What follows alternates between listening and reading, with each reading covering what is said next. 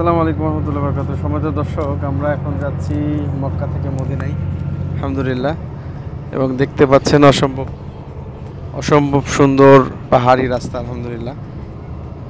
এই রাস্তায় যেতে অনেক ভালো লাগছে। এত বড় বড় পাহাড়, পাশে সবুজ বনায়ন আছে, হালকা বনায়ন আর কি, সবুজ হালকা বনায়ন।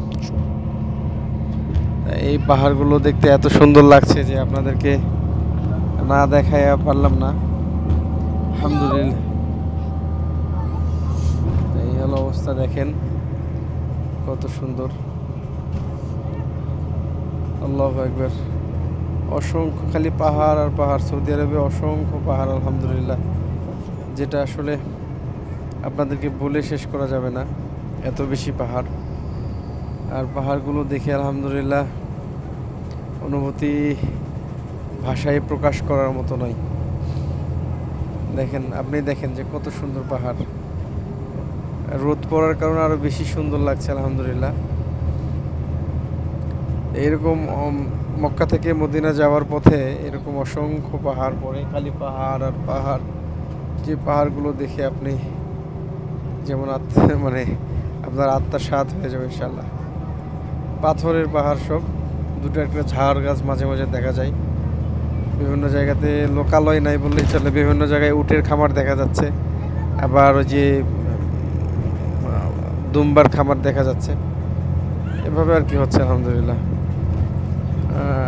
খুব ভালো লাগছে, আশা করি আপনাদেরকে। দেখেন কত সুন্দর পাহাড়, বড় বড় পাহাড়। দেখতে ছোট মনে হলেও এগুলো কিন্তু ছোট না, বুঝছেন, অনেক বড়।